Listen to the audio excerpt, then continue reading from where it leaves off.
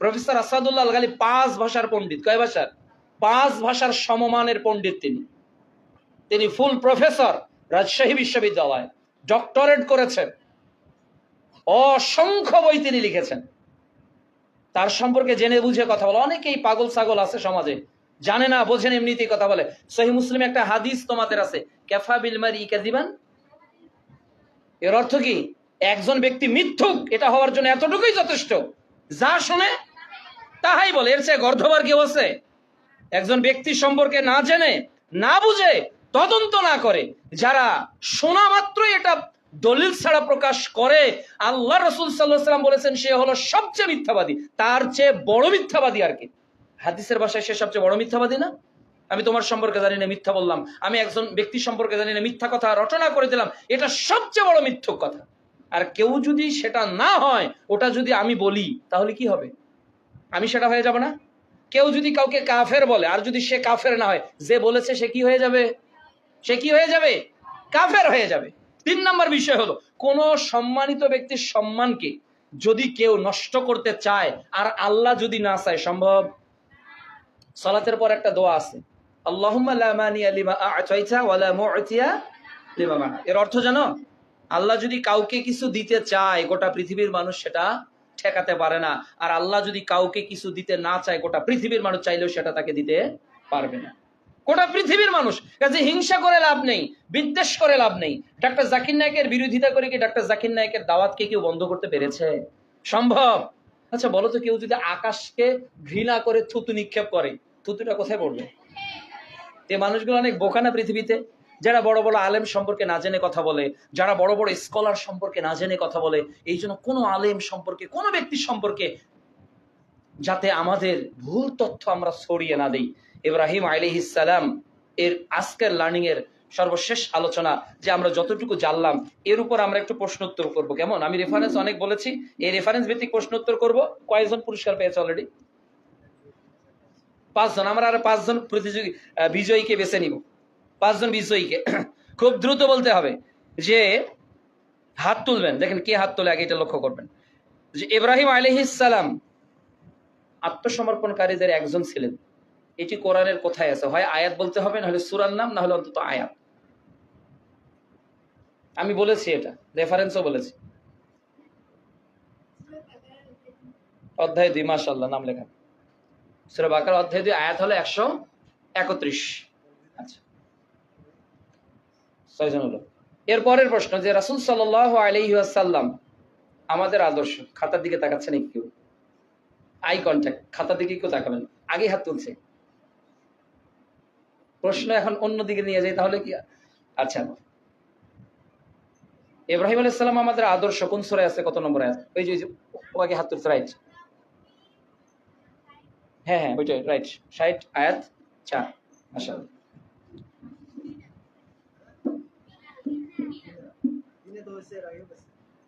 এটা হইছে। তাহলে নেক্সট কে বলেছে?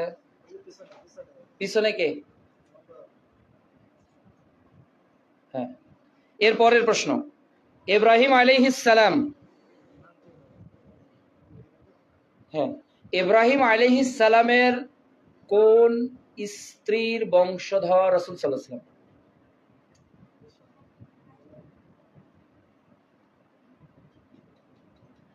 কে আগে হাত তুলেছে? আচ্ছা, কোন স্ত্রীর? রাইট।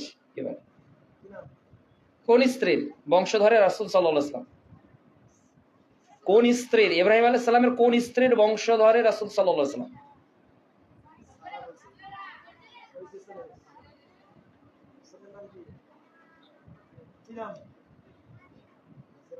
নাম বলছে? কার নাম বলছে? তোমার নাম বলছে।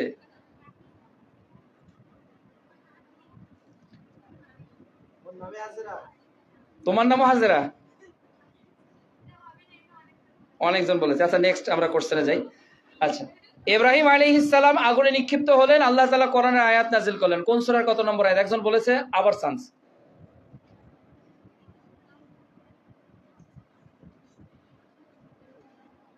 এটা পারবো না, বলা হয়েছে তো।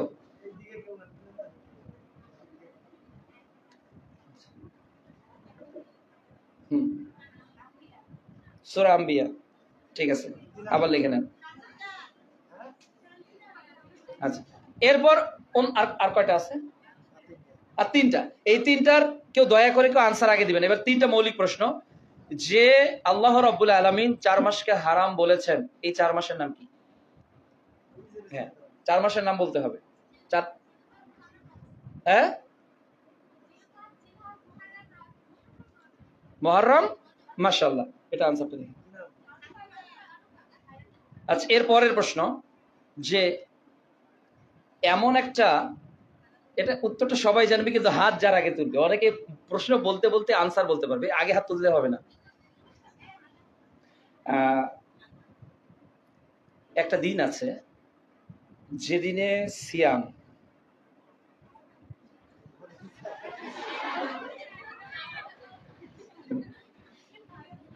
আচ্ছা, এর পরের প্রশ্ন, জিলহজ মাসের প্রথম 10 দিনের 5টা আমলের কথা বলতে হবে।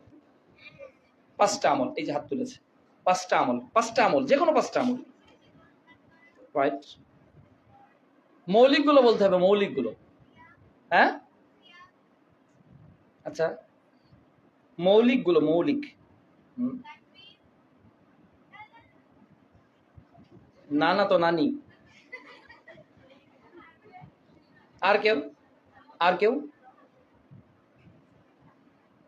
আর কেউ? মানে জিলহজ মাসের প্রথম 10 দিনে অনেক আমল আছে, আমি শুধু 5টা আমল বলছি, যে 5টা আমলের কথা বলতে হবে। কেউ বলতে পারবো না? 5টা আমল, এই যেমন জিলহজ মাসের চাঁদ উঠলে নখ কাটা যাবে না, এরকম 5টা আমল আছে না? অনেকগুলো আমল আছে, মানে 5টা। এই যে আরেকজন বলবে, হ্যাঁ, এটা তো বলেছি সুন্নাত, মানে এটা 1 নাম্বার, এটা বাদে আর 5টা বলতে হবে। হ্যাঁ, এইটা বাদে আর 5টা। আচ্ছা, 3টা, আর যে কোনো 3টা।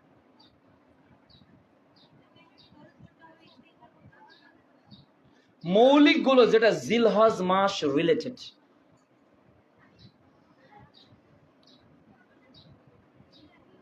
আমরা 2-1টা বলি, মানে জিলহজ মাসে আমরা এই যে যাচ্ছে আজকে 1 তারিখ, 2, আমরা কি কি করতেছি বা কি কি করবো এই 10 দিনে? কোরবানি করবো। হ্যাঁ, কে বললো?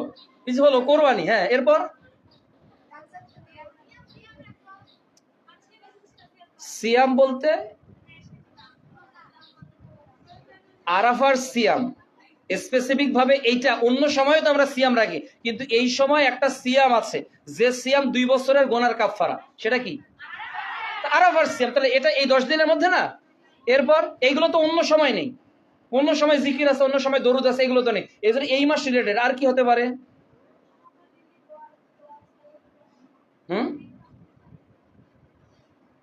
আচ্ছা, যে ওই পুরস্কার, যে কোরবানির কথা বলছে, ওটাকে দিয়ে কি নাম?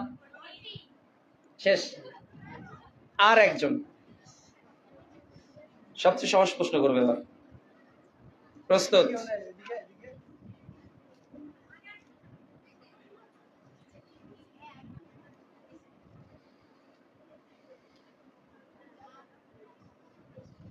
আচ্ছা, এটা আমি একাধিকবার বলেছি। ইব্রাহিম আলাইহিস সালামের সম্পর্কে কোরআনের কয়টি সূরায় কয়টি আয়াত?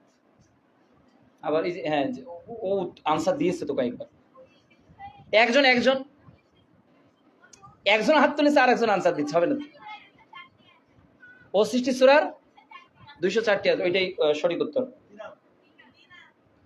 আলহামদুলিল্লাহ, আমরা ইব্রাহিম আলাইহিস সালামের জীবনের একটা সংক্ষিপ্ত সেশন নিয়ে আলোচনা করলাম। আসলে ইব্রাহিম আলাইহিস সালামের জীবন নিয়ে অনেক বেশি, আবার নাথিং টু ডু।